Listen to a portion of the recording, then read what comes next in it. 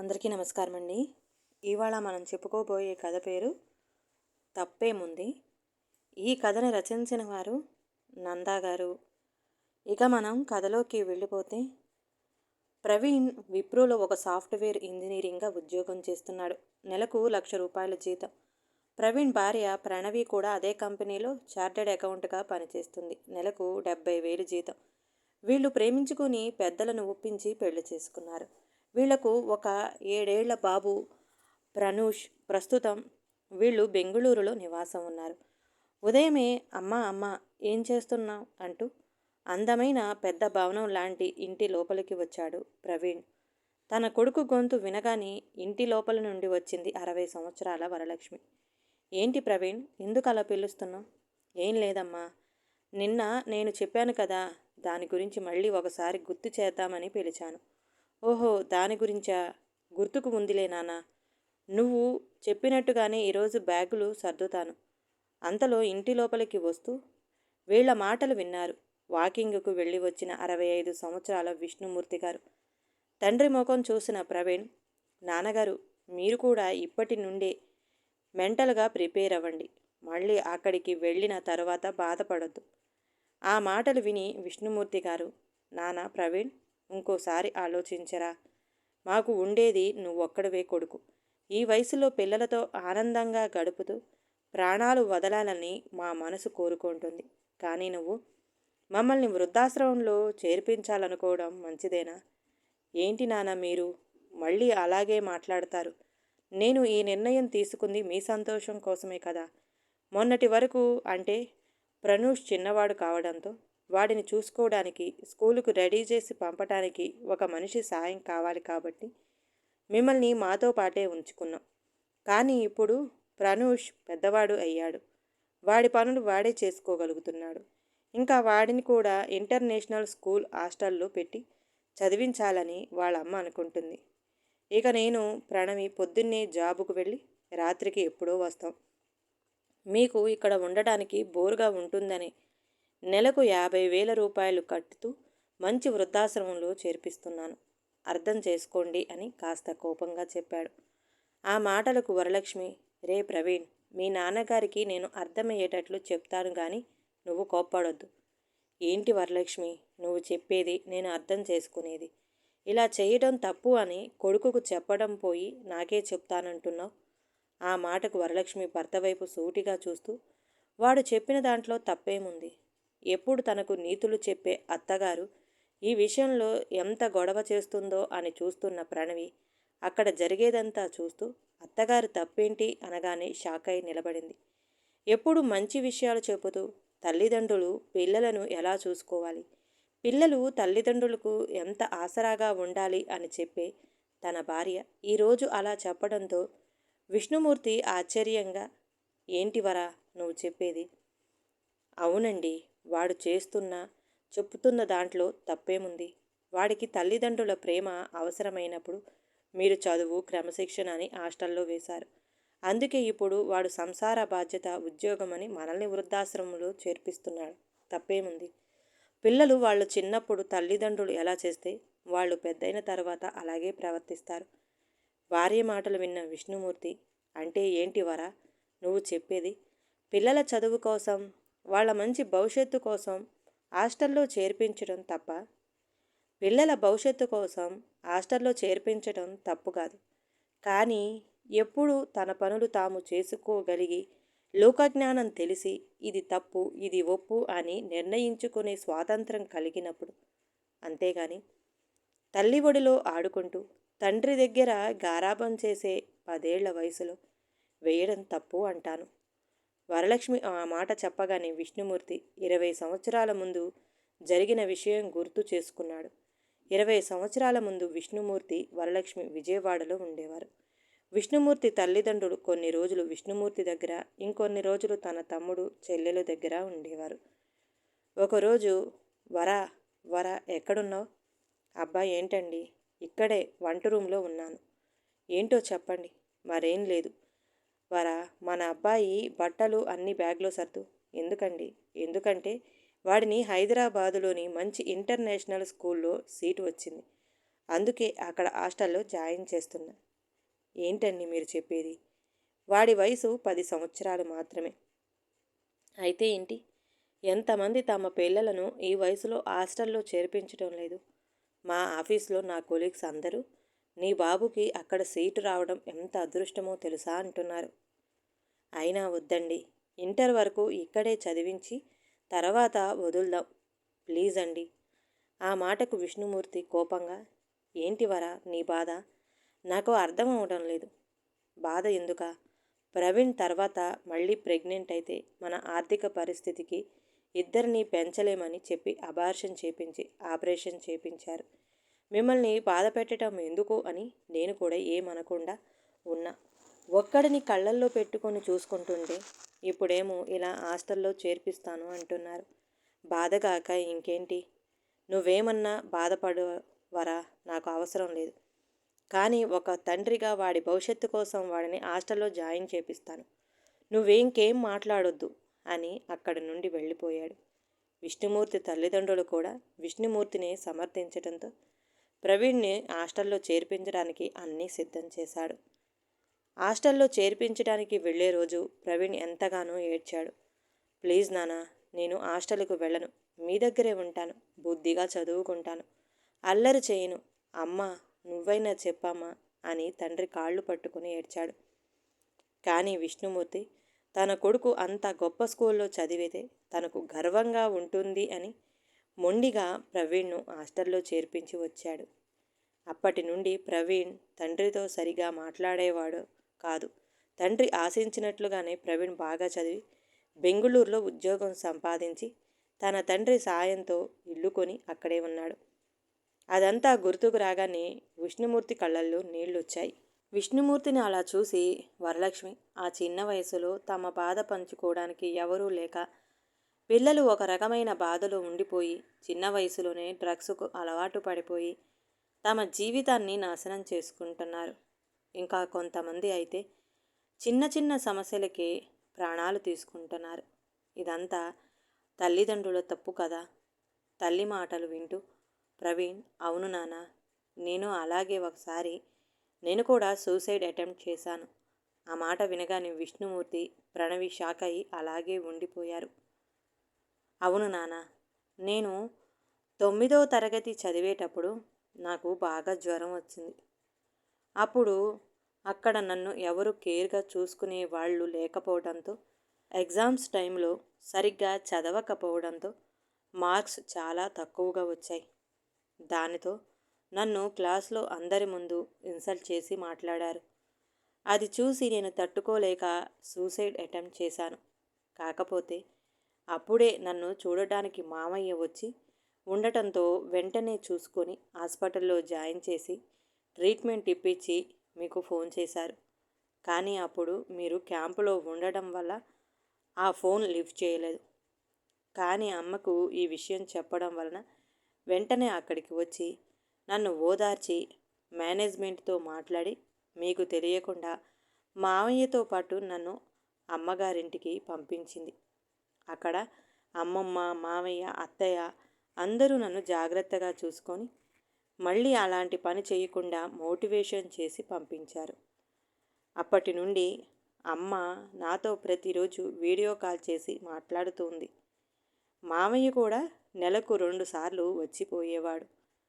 ఒకవేళ అమ్మ కూడా మీలాగే అనుకొని ఉంటే నేనెప్పుడో డిప్రెషన్లోకి వెళ్ళిపోయేవాడిని. నేనే కాదు నాన్న, నాలాంటి చాలామంది చిన్నతనంలోనే ఇంటికి దూరంగా ఉండి వాళ్ళ బాధలు కష్టాలు ఎవరికి చెప్పుకోవాలో తెలియక చిన్నతనంలోనే తనువులు చాలిస్తున్నారు. ఇంకా ఆడపిల్లల పరిస్థితి ఎంత ఘోరంగా ఉంటుందో తెలుసా? చిన్న వయసులోనే కామాంధుల చేతిలో నలిగిపోతున్నారు. ప్రేమ కోసం తప్పించే వాళ్లను ఎంతోమంది మోసగాళ్ళు ప్రేమించాము అని చెప్పి దొంగతనంగా పెళ్లి చేసుకొని వ్యభిచార గృహాలకి అమ్మేస్తున్నారు. అవన్నీ విన్న విష్ణుమూర్తి, ప్రణవి కళ్ళల్లో నీళ్లు వస్తున్నాయి. విష్ణుమూర్తి కళ్ళు తుడుచుకొని, అదేంటి వరా, ఇంత జరుగుతున్న నాకెందుకు చెప్పలేదు అని కొడుకు దగ్గరకు వెళ్ళి, నిజంగా మా చిన్నతనంలో హాస్టల్లో ఉండి చదువుకున్న వారి నుండి ఇలాంటి బాధలు వినలేదు. ప్రవీణ్, నాకు ఇవన్నీ తెలుసుంటే నిన్ను అక్కడికి పంపేవాడినే కాదు. దానికి వరలక్ష్మి మాట్లాడుతూ, అవును, నిజమేనండి. మన చిన్నతనంలో ప్రతి ఇంట్లో ముగ్గురు నలుగురు పిల్లలు ఉండేవారు. అందుకే వాళ్లకు ఏమైనా ఇబ్బంది ఉంటే అక్కకో అన్నకో చెల్లికో చెప్పుకునేవారు. అంతేకాకుండా తల్లిదండ్రుల ఆప్యాయత, వారి చదువు గురించి, హాస్టల్ విశేషాలు గురించి అడిగి తెలుసుకునేవారు. కానీ ఇప్పుడు తల్లిదండ్రులు ఒకరు లేదా ఇద్దరు మంది పిల్లలని కంటున్నారు. అంతేకాకుండా తల్లిదండ్రి బిజీ అయిపోయారు. టెక్నాలజీ పెరిగిపోవడంతో అందరూ సెల్లులో జీవితంగా జీవిస్తున్నారు. ఎక్కువ డబ్బులు కట్టి వాళ్ళ పిల్లలను మంచి హాస్టల్లో పెట్టాము అని అనుకొని గొప్పగా ఫీల్ అవుతుంటారు. నిజానికి వాళ్ళు ఎలా ఉన్నారు, తిన్నారా లేదా అని అడిగే టైం కూడా లేకున్నారు. అందుకే ఏ ప్రేమ ఆప్యాయత లేకుండా పెరిగిన ఆ పిల్లలు పెద్దయ్యాక తమ తల్లిదండ్రులను వాళ్ళలాగే ఎక్కువ డబ్బులు కట్టి సౌకర్యవంతమైన వృద్ధాశ్రమాలలో ఉంచుతూ మేము మా అమ్మానాన్నను బాగా చూసుకుంటున్నాం అనుకుంటున్నారు. ఒకప్పుడు రాజుల కాలంలో 12 ఏళ్ల పిల్లలను విద్యాబోధనల కోసం గురుకులం పంపేవారు. తర్వాతి కాలంలో రాజులు తమ అధికారంను పిల్లలకు ఇచ్చేసి వానప్రస్థానం చేసేవాళ్ళు. కాలం మారే కొద్దీ ఆ అలవాటు మారిపోయి అందరూ కలిసి ఉండేవారు. కానీ ఇప్పుడు మళ్ళీ హాస్టల్స్ వచ్చాయి. దాని ప్రభావంతో వృద్ధాశ్రమాలు కూడా వచ్చాయి. ఆ మాటలు విన్న విష్ణుమూర్తి లేచి కొడుకు దగ్గరికి వెళ్ళి, నన్ను క్షమించు బంగారు, నేను ఇది కావాలని చేయలేదు. నీ భవిష్యత్తు బాగుండాలి అనుకున్నాను కానీ నీ బంగారు బాల్యం చిదిమేస్తున్నాను అని అనుకోలేదు. నువ్వు కూడా నాలాగా చెయ్యొద్దు. నీ కొడుకుని నీ దగ్గరే ఉంచుకో అని చెప్పి, వరా పద, మన లగేజ్ సర్దు. నేను చేసిన తప్పుకు మనం బ్రతికున్నంతకాలం ఈ బాధ భరిస్తూ ఉందాం అని చెప్పి తమ గదిలోకి వెళ్ళాడు. తనతో పాటే వరలక్ష్మి కూడా వెళ్ళింది. అది చూసిన ప్రవీణ్, ప్రణవి, పద మన ఆఫీస్కు వెళదాం. ఏమండి, నేను ఈరోజు ఆఫీస్కు వెళ్ళడం లేదు. అవును, మర్చిపోయాను. ఈరోజు నువ్వు హాస్పిటల్కి వెళ్ళాలి కదా. సరే, టేక్ కేర్. నేను 2 రోజుల తర్వాత లీవ్ అప్లై చేస్తాను అని చెప్పి వెళ్ళిపోయాడు. సాయంత్రం ప్రవీణ్ ఇంటికి వచ్చేసరికి ప్రణవి హాస్పిటల్కు వెళ్ళి వచ్చింది. ప్రణవిని చూసిన ప్రవీణ్, ప్రణు, డాక్టర్ ఏం చెప్పారు? అబార్షన్ టాబ్లెట్స్ ఇచ్చారా? ఎప్పుడు వాడమన్నారు? అబ్బా ప్రవీణ్, ఏంటిది ఒకేసారి ఇన్ని ప్రశ్నలు వేస్తున్నా? నేనేమన్నా ఇంటర్వ్యూకి వచ్చానా? ముందు నువ్వు వెళ్ళి ఫ్రెష్ అయ్యి అత్తయ్య మావయ్య గదిలోకి రా. అక్కడ చెప్తాను నీ ప్రశ్నలకు సమాధానాలు. అక్కడికెందుకు? ప్లీజ్ ప్రవీణ్, నేను ఈ ఒక్క రోజుకు నేను చెప్పింది చెయ్యి. సరే, అలాగే కాని అని ప్రవీణ్ తన గదిలోకి వెళ్ళిపోయాడు. విష్ణుమూర్తి దగ్గర నిద్రపోతున్న ప్రనూస్ను చూస్తూ, విష్ణుగారు, వరా, ఈరోజే కదా ఆఖరి రోజు. మన మనవడు మన దగ్గర నిద్రపోయేది.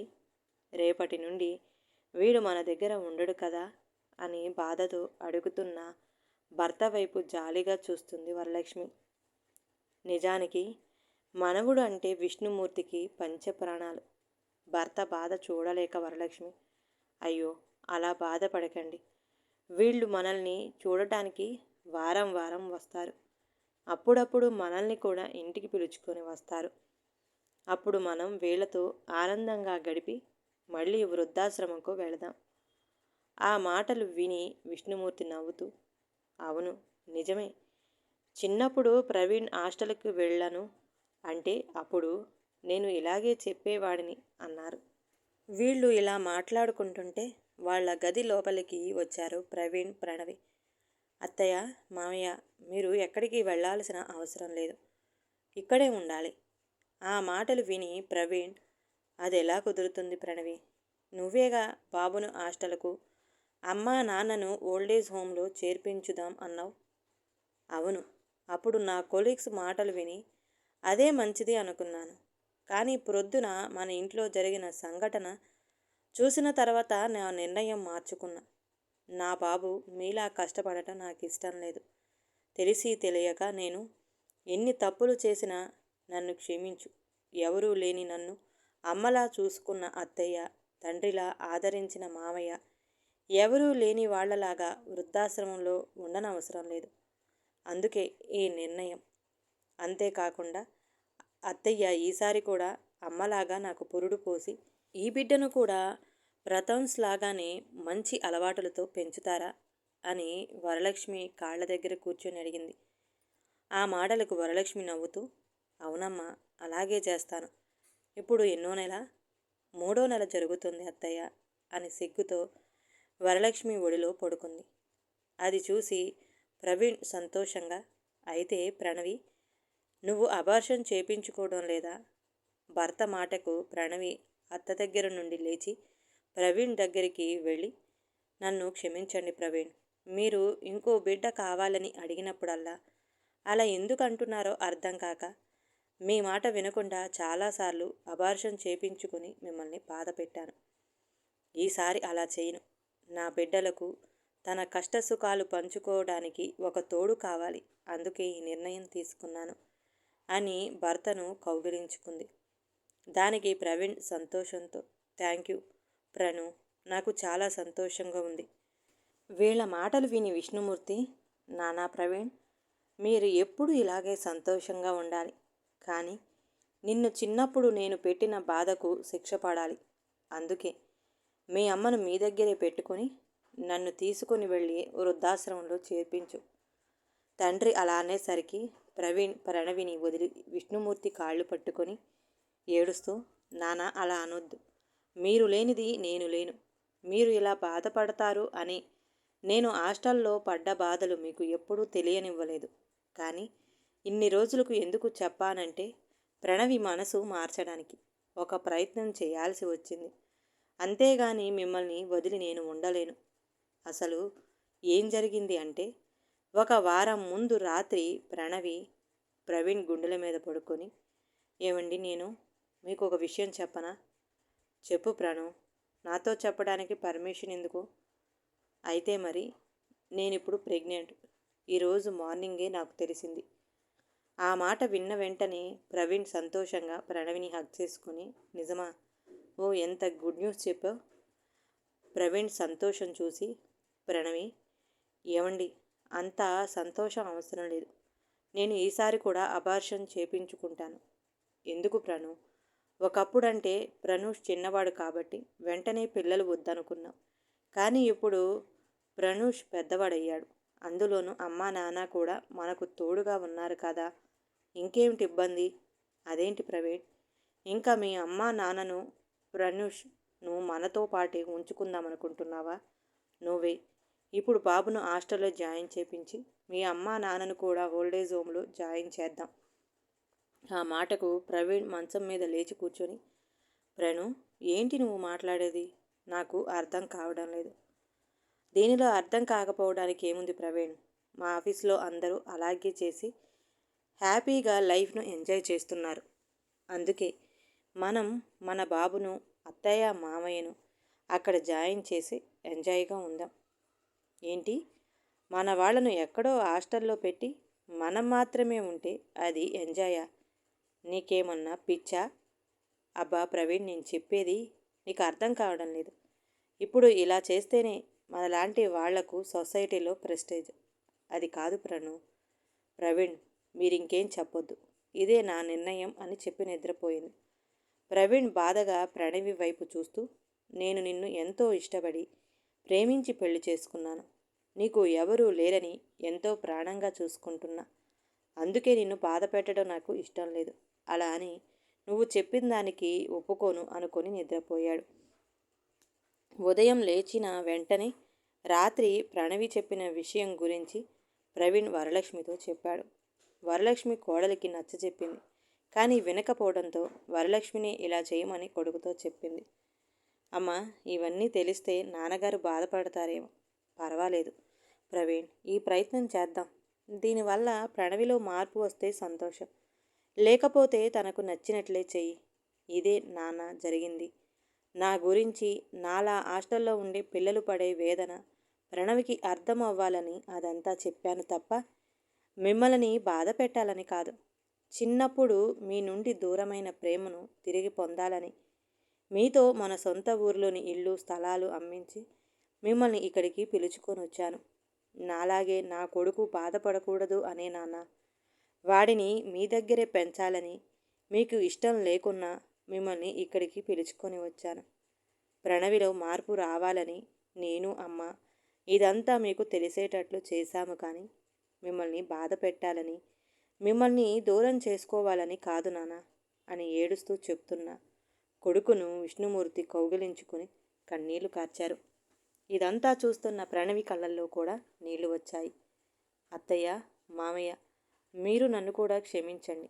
అనవసరంగా ఇతరుల మాటలు విని మిమ్మల్ని, బాబు మా నుండి దూరంగా ఉంచాలనుకున్నాను. దానికి వరలక్ష్మి, నువ్వే కాదు ప్రణవి, ఈ కాలంలో అందరూ తమ సరదాలకు పిల్లలు తమ తల్లిదండ్రులు అడ్డమని దూరంగా హాస్టల్లో పెట్టి వాళ్లను వాళ్ళు ఒంటరిగా చేసుకుంటున్నారు అని కోడలిని కౌగిలించుకుంది. 6 నెలల తరువాత ప్రణవి పండంటి ఆడపిల్ల పుట్టింది.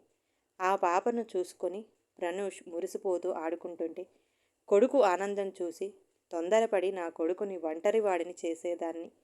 ఆ పొరపాటు జరగకుండా చూసిన అత్తను భర్తను చూసుకొని లోపలే కృతజ్ఞతలు చెప్పుకుంది ప్రణవి. పిల్లల మనసు తెల్లని కాగితం లాంటిది. దానిని జాగ్రత్తగా చూసుకుంటే అందులో ఎన్నో అందమైన ప్రపంచం గీయవచ్చు. లేకపోతే ఎందుకు పనికిరాని చెత్త కాగితంలా తయారై ఎవరికీ పనికి రాకుండా పోతుంది.